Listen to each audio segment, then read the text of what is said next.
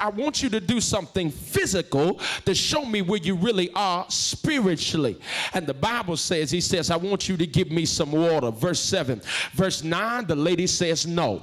Verse 10, Jesus says, if you knew who I was, if you were really committed to me, and if you were really as spiritual as you say you are, then I wouldn't have to be begging you to give me some water.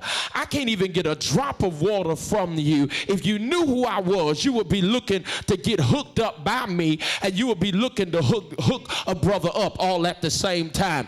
Now watch this. He asks in verse 7. She says no in verse number 9. He says if you knew who I was in verse number 10, you would be a blessing. Once she gets to know who he is, verse number 28, the Bible says the same lady who would not give him a drop of water leaves with him buckets of water and runs off telling everybody, y'all need to know this Jesus I just met. Here's what I'm trying to tell somebody. When you really don't know who he is, he can't get a drop of praise from you. He can't get a drop of worship from you. He can't get a drop of money from you. He can't get a drop of service from you. But once you really know who he is, you'll bring buckets of praise to him. You'll bring buckets of worship to him. You'll bring buckets of service to him. Can I get a witness in the building? The reason why he's asking her for water instead of getting it himself is because it's not just water he's interested in,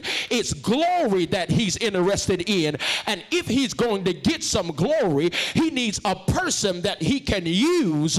He needs a person that he can go through that will bring him the honor, the glory, and the praise. Let me give you a passage. Revelation 4:11 says we were created to give him glory. It's not just the stuff he was after, but it was the person he was after. That's why in Romans chapter number 12, verse number 1, he says, present your body a living sacrifice unto God, because it's your reasonable service. He was looking for some credit, looking for some glory, and he needed somebody he could use to get that. He's saying, give me a drink. What is he really saying? He's saying, I want you to serve me. In other words, he's saying, I want you to use your energy, I want you to use your resources, and I want you to use your skill set to serve me. I want you to take what you've got and I want you to use it to be a blessing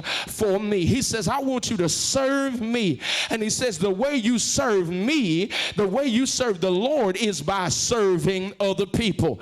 Let me give you a passage, Colossians chapter number 3, verses 23 through 25. It says, whatever you do, work at it with all of your heart, working for the Lord, not for men. And he says, since you know that you will receive an inheritance from the Lord. Matthew chapter number 6, verse number 24 says, no man can serve two masters. I think I'm going to preach here. For he will hate one or love the other, either be devoted to one or despise the other. Here's what Jesus says.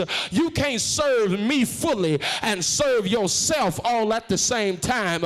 He says it's got to be one or the other. He says there's got to be a commitment to serving me.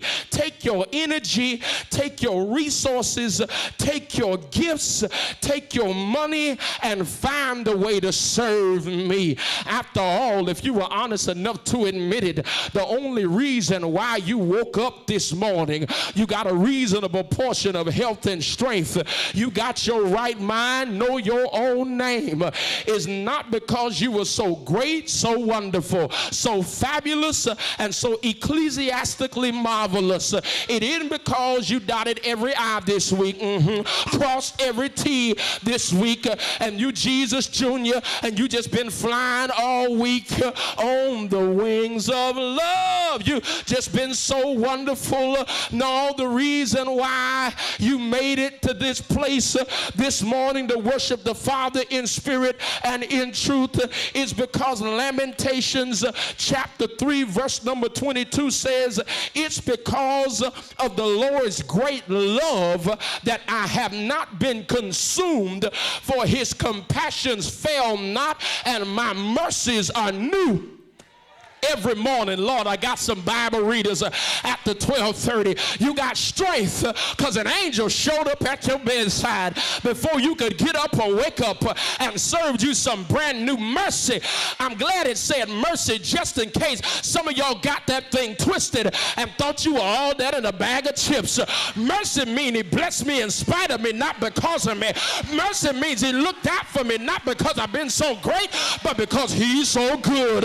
Mercy says I deserve to beat down, but I got lifted up. Mercy means I should have been wiped out, but he gave me another chance. Is there anybody here after 12:30 service that knows that you're blessed because of his mercy? You got strength because of his mercy. You got your right mind because of his mercy. You got up this morning because of his